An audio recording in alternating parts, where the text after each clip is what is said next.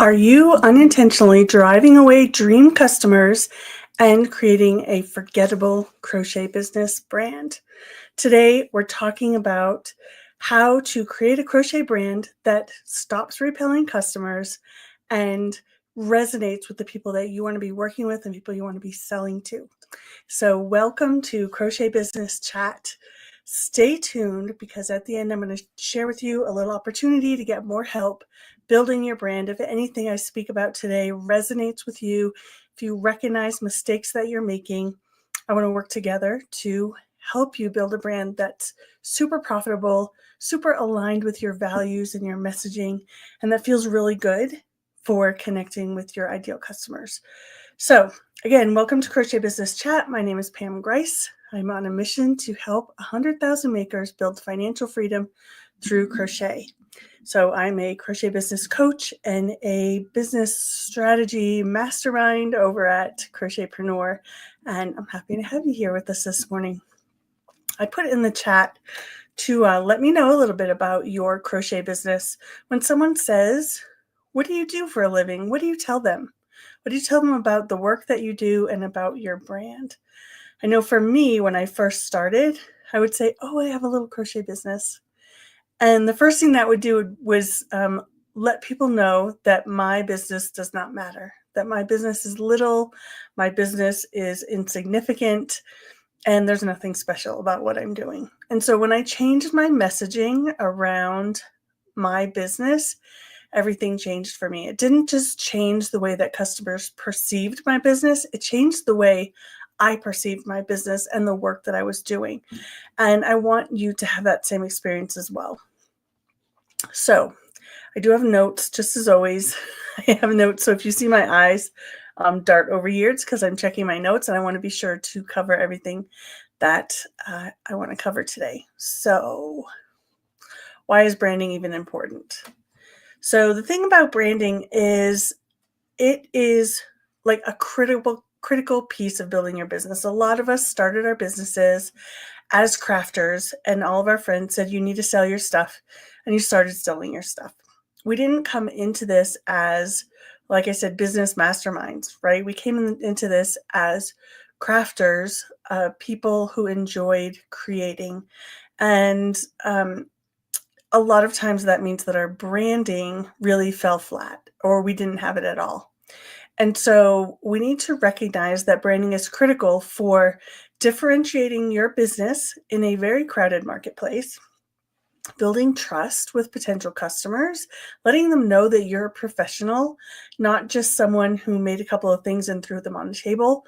And so you're building that perceived value of your products beyond just grandma crafts, right?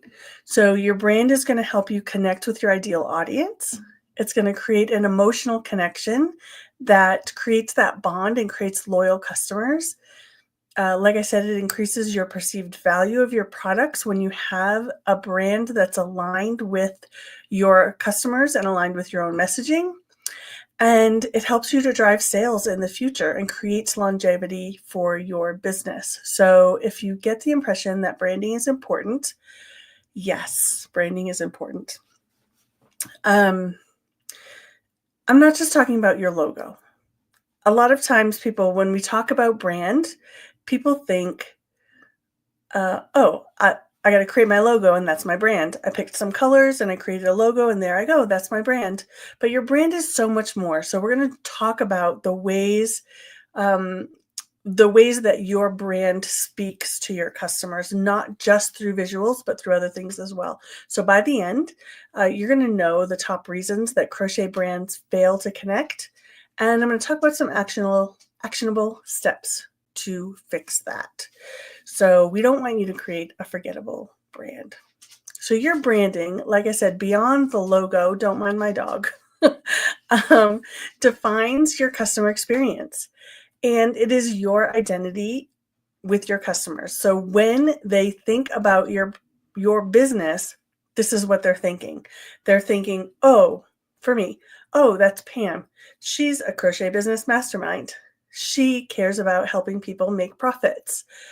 She has a heart for helping people become financially free. people know this about me. People know this is my messaging. This is my mission. These are my values. So you want them to know beyond the look and the name of your business. They want to know what you're about. They want to know how you serve them, how you care about them as customers. So it's your identity, it's your tone, how you come across. I did an experiment with ChatGPT recently where I said, can you create a prompt that I could share with my team that describes the tone I use when I communicate via written word? So on my blog, on my email newsletters and those kinds of things, so that if they're ever writing on my behalf, they can write in that same tone. And it spit out a very long description of words that Pam uses, the tone of her language, her messaging, her voice, her values. So when you're speaking in Pam's voice, this is what it's going to sound like. And if you don't know that for yourself, it's really hard for you to create a consistent messaging that your customers resonate with and connect to. So that's like the important part of branding and why we're doing this work. So branding is your first impression. You know that when people land on your website or land in your shop, you have literal seconds. Have you ever read the book Blink by Malcolm Gladwell? It talks about you have literal seconds to make a first impression. So your visuals and your logo and your messaging and your smiling face in your photo are all things that are going to instantly either connect or repel your ideal customers. And you want to create it in such a way that your customers are like, oh, this business is for me. And then they stick around and get to know you and they understand your business story. You need to have a story so you can tell them what that is, right? So you need to know so you can generate interest. Forgettable brands lack clarity, and that creates confusion and a lack of trust with potential customers, and we don't want that. So what are the signs that your brand is forgettable? Now, feelings may get hurt here. So let's just be brave and let's just look at reality and understand that we're talking about this in order to help you make more money and connect more deeply with your customers. Because this first one is a biggie. So what creates a forgettable brand? It's generic. Its name is overly broad. It lacks a message, and it's difficult to remember. I'm just going to bring in my own business as an example because I don't want to hurt other people's feelings. But my original, and this is the email I still use on my Etsy, my original business name idea was Pam's Cozy Creations. And really, I feel like that is forgettable because it doesn't tell people what I do. It doesn't tell people what they're going to get from my business. Now, ultimately, that business name was taken. And if that's your business name, I apologize. I ended up making my business name Made with a Twist. And again, this is still before I understood anything about branding. And that name has stuck and I'm sticking with it because people know that business name. But still, that doesn't resonate. And I do have a tagline. I think it's modern makes for something like that. I should go look at my brand. It's been a long time. I don't design as much as I used to. So I'm going to go look at it.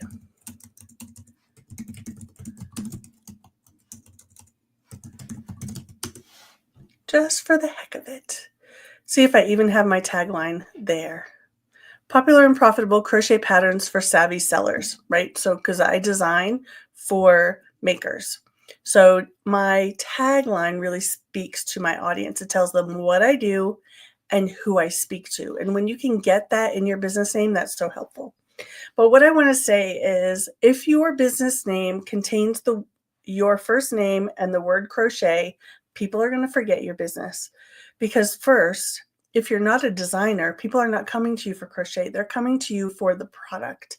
They're coming to you for what they walk away with. So is it fashion accessories? Is it home decor? Is it stuffies and amigurumi? Is it wearable art? Is it garments? What is it that you're selling? If you want to put something like that in your business name, be specific about what you're actually doing and what people get. Ultimately, you don't need to have those things in your business name as much as you need it in your tagline. So, for example, if we look at larger businesses, places where we shop at Joann, right? We shop at Joann's, or we shop at Michael's. Those are names. Now they've built their brand up so big that people remember the names. We shop at Old Navy. We shop at The Gap. We shop at JCPenney, right?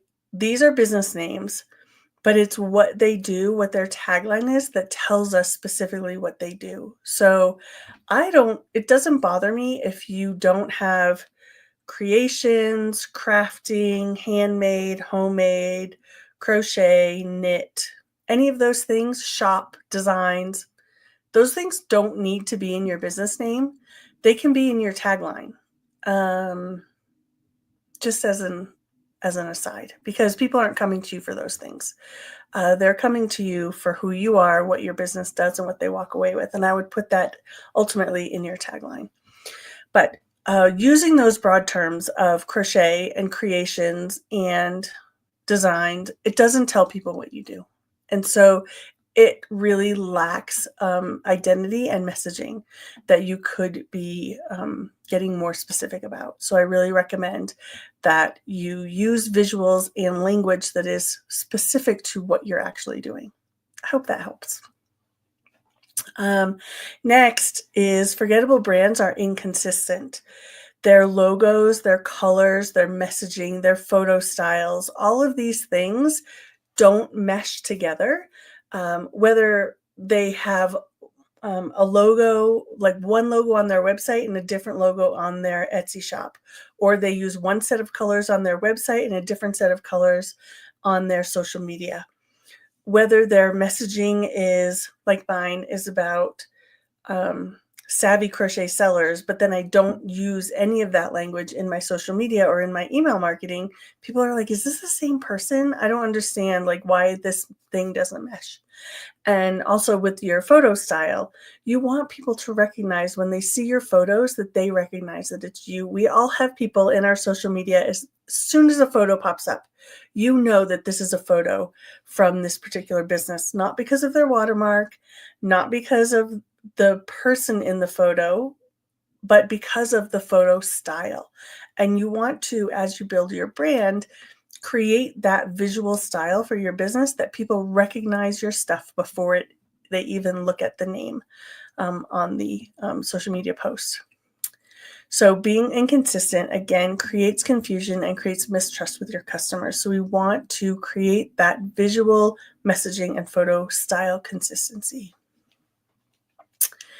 Next is forgettable brands don't create an emotional connection. We forget, particularly in our industry, I think, that customers buy because of the story, not so much because of the product. They could go buy a crocheted hat at Walmart for a lot less than they can buy it from you for. So why are they buying it from you? What's the messaging behind that? Is it because they believe in slow fashion? Is it because they support handmade sellers? Is it because they want a connection with the person who made that object? Is it because they want something customized to themselves and the colors that they love, or their face shape, or however you customize things? Do you speak to them about the emotions they're going to feel when they purchase that thing that you're buying? Are you using J. Peterman language in all of your listings and telling a story of your product and a story of the emotion that they're going to feel when they make that purchase? When you speak in those terms, people are more likely to buy from you rather than, oh, I bought a crochet hat. Oh, I bought a little stuffed animal. Why does someone want to pay $30 for a small stuffed animal from you when they could go pay $1 at the dollar store? You need to speak to why they want to purchase from you. And it could be because of your mission. People buy, what is it? Tom's shoes because of his mission.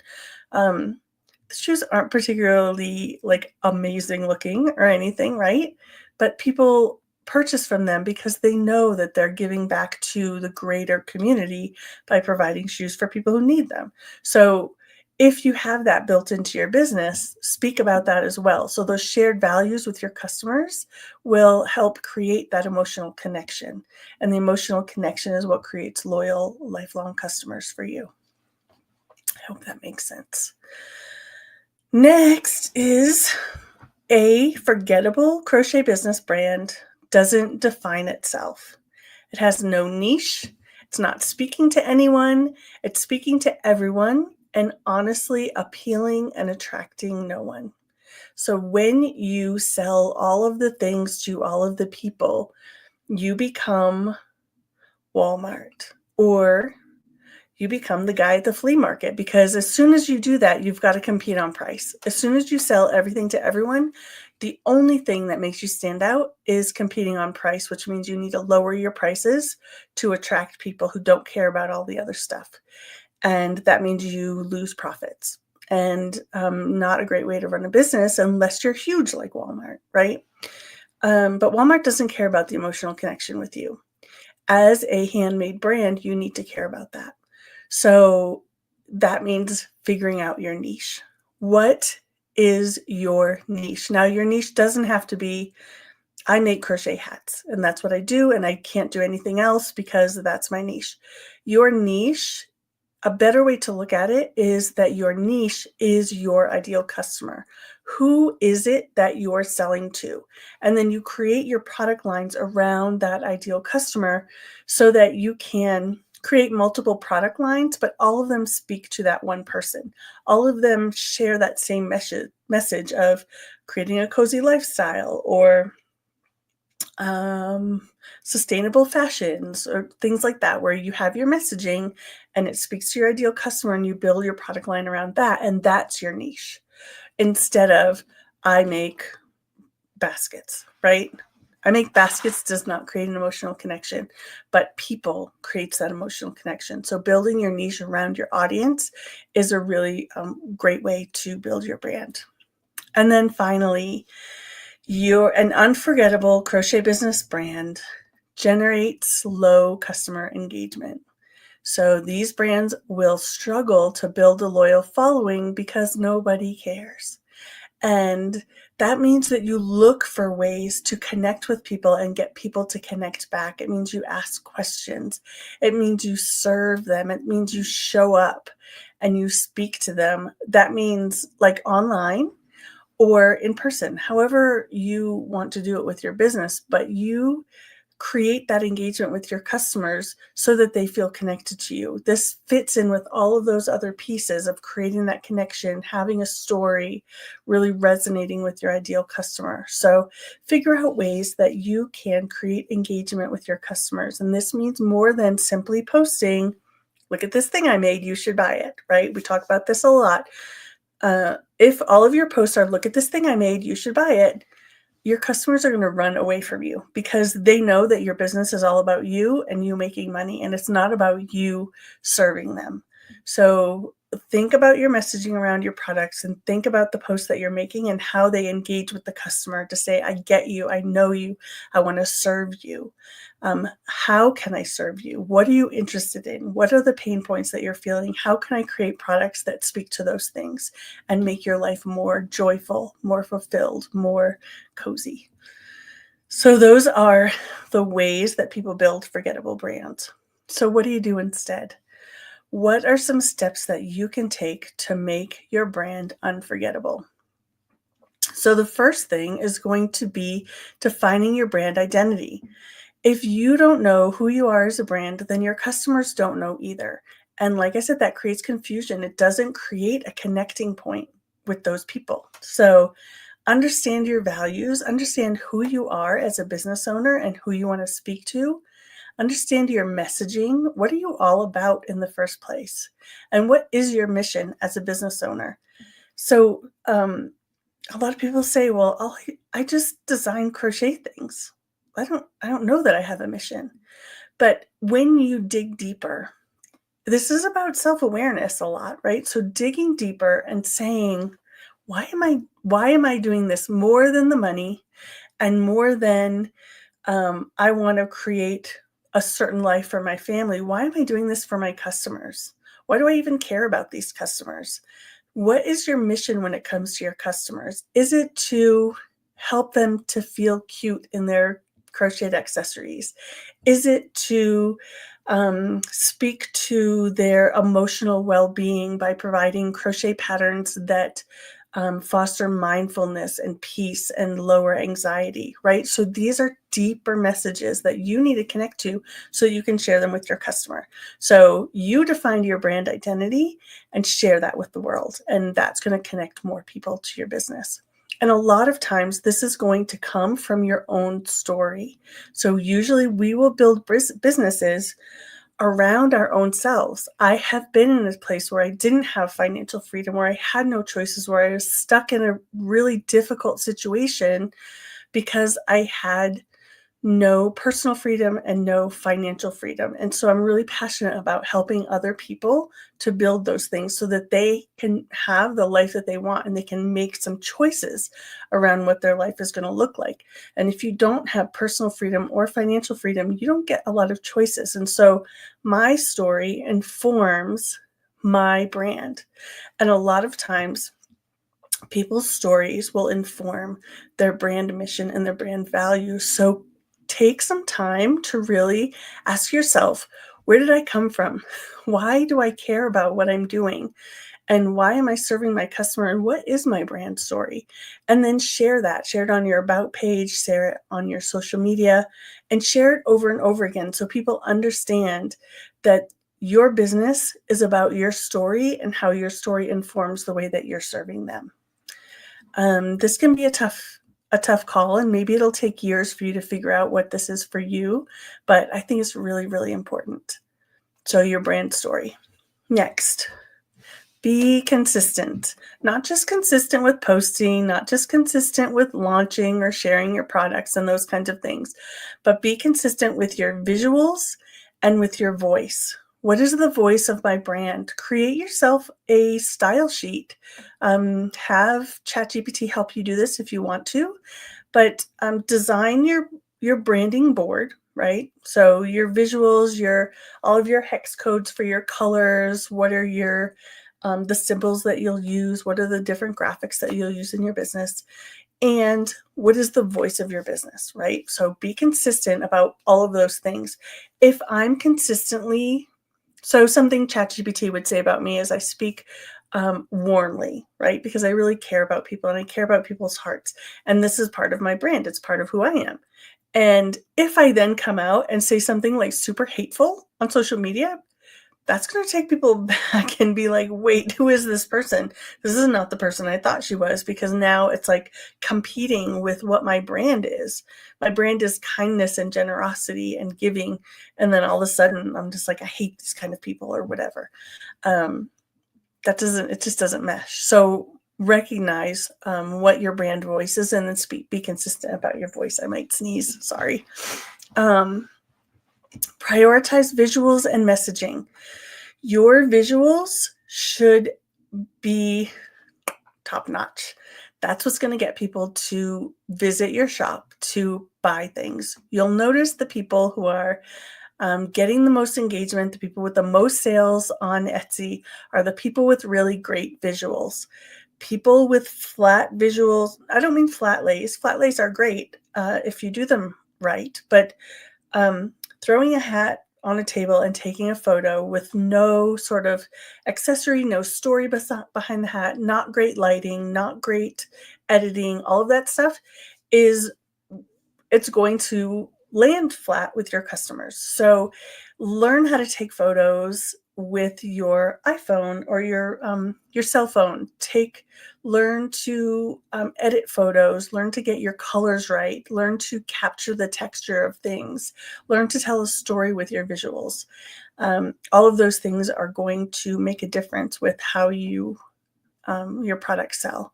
And then again, prioritize your messaging. Share your messaging with your audience. Next is, and finally, this is the final one. Engage authentically, but professionally.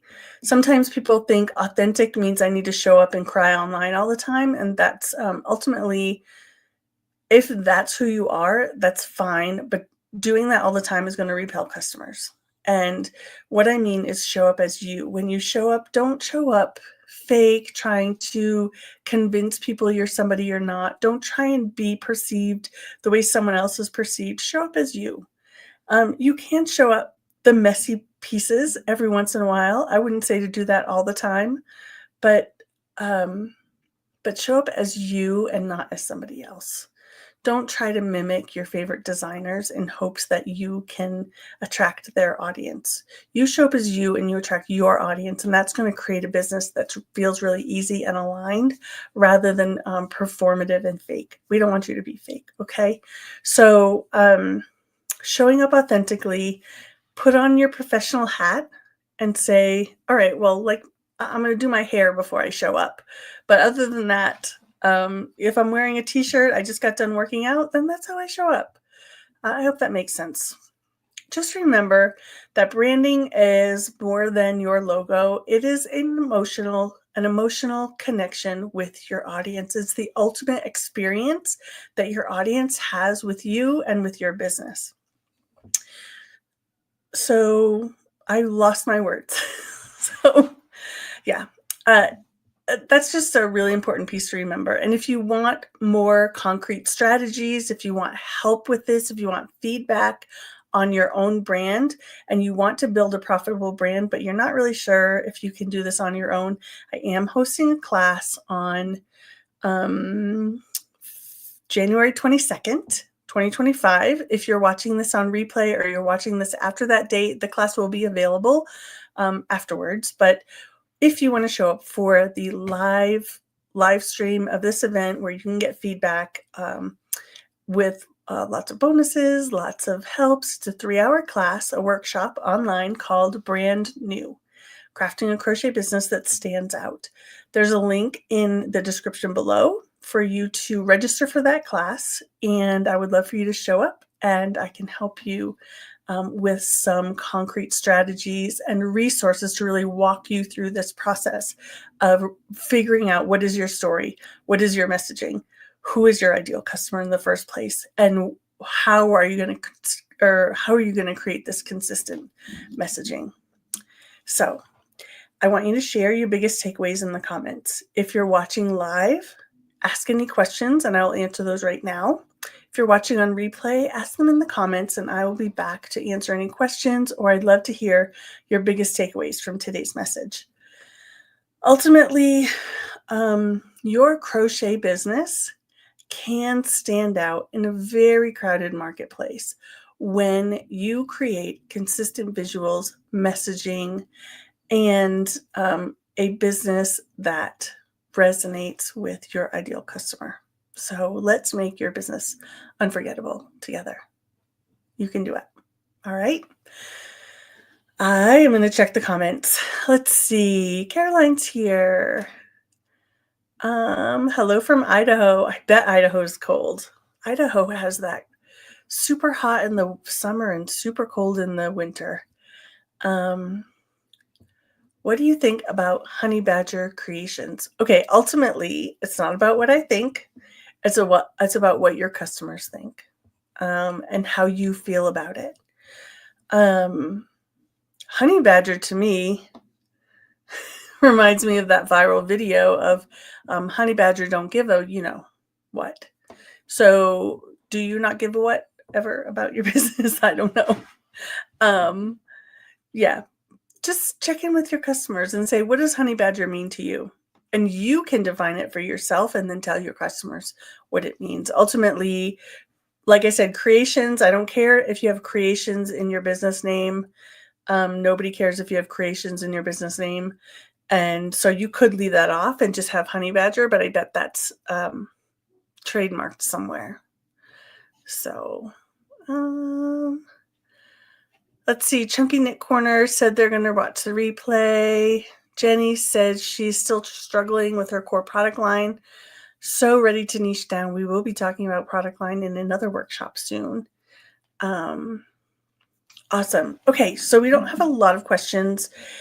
I do, like I said to Mama Honey Badger, you get to define the brand, and by consistently sharing the same message, you get to tell people what it means. People will get a first impression of what your business is about by the name that you share. And so you may want to say, oh, my business is called Honey Badger, and we create blah, blah, blah, blah, blah. So think about your tagline. Your tagline is very important. So it is fashion accessories for the cozy obsessed or whatever. Think about what you make and who it's for and put those in your tagline. And that's going to be the helpful piece about helping people understand exactly what it is that you do. There's so many brands out there that as soon as, if you just hear their name, Gucci, right? I don't know, Louis Vuitton. He's a nice guy. Like, it doesn't tell you anything about what they do. But then when you look at the business online, their visuals, their marketing, their photos, right? Their logo, all of that is going to speak to, oh, they're a high-end fashion brand. Got it. And so you want that with your business as well. So I hope you found this helpful.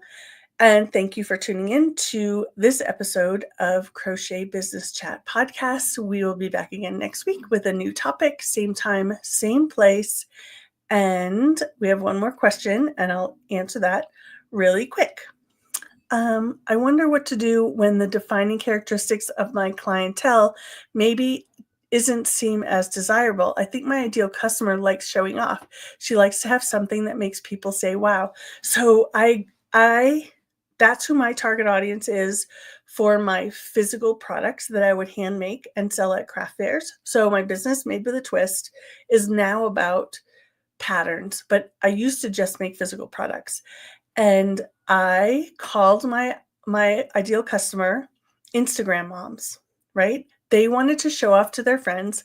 They wanted to have something new to share in their photos of some cute product that they want. And so when you say it might be seen as undesirable, it's not undesirable to you. That's your ideal customer. This is somebody that you want to connect with.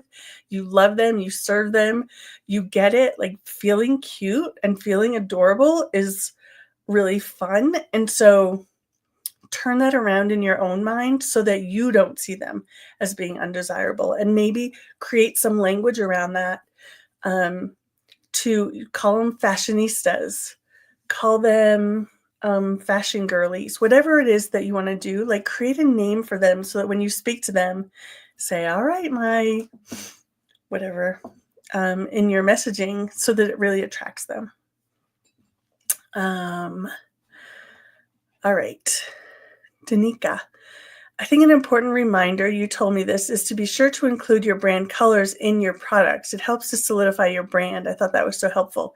Yes, so a lot of times, if you include your brand colors in the products that you're making, it really helps with your visual photos on social media, right? So if your branding is colorful, but all of your products are beige, that doesn't connect, right? So then you're going to have to take all of your visuals for social media and add some sort of color to it to make it fit the brand. But if you make your products in your brand colors, creates a consistent visual in your social media. And that's just a really easy way to do that. I'm glad. Thanks for the reminder. Thank you. Lots of work seems to look alike. Do you think it still can be noticed? Yes, because the messaging could be different.